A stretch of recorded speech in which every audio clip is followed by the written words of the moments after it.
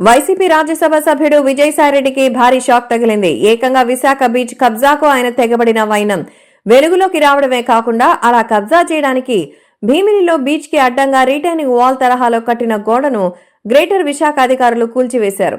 YCP అధికారంలో ఉన్న సమయంలో కొంతకాలం ఆయన పార్టీ ఉత్తరాంధ్ర జిల్లాల ఇన్ఛార్జిగా వెలగబెట్టారు. ఆ సమయంలో విజయసాయి పెద్ద ఎత్తున కబ్జాలకు తెగబడ్డారు.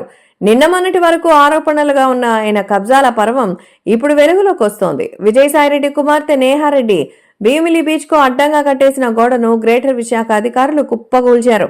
వాస్తవానికి గత 5 ఏళ్లలో విశాఖ పరిపాలన రాజధాని అంటూ వైసీపీ నేతలు చేయని దందా లేదు. ముఖ్యంగా విజయసాయిరెడ్డి తన కుమార్తె అల్లుడుకు విశాఖను రాసి చేద్దామనుకున్నారన్నంతగా అడ్డగోలు కబ్జాలకు ఆక్రమణలకు పాల్పడ్డారు.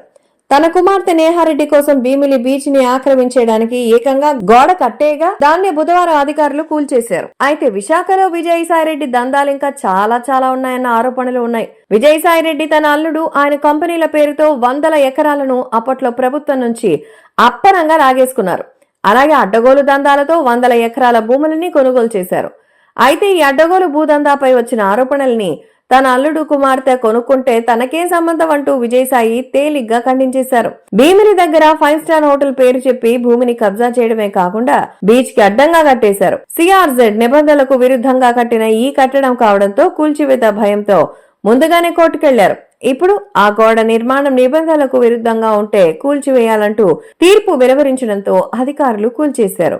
ఈ కూల్చివేతల్ని అడ్డుకోవడానికి కానీ విజయసాయిరెడ్డికి మద్దతుగా కానీ ఒక్క వైసీపీ నేత కూడా ముందుకు రాలేదు. ఒక్క విశాఖ అనేమిటి, మొత్తం ఉత్తరాంధ్రలో వైసీపీ ఉనికి మాత్రం కూడా మిగలకపోవడానికి విజయసాయిరెడ్డి నిర్వాకారే కారణమని పార్టీ ఉత్తరాంధ్ర నేతలు శ్రేణులలో ఆగ్రహం వ్యక్తమవుతోంది.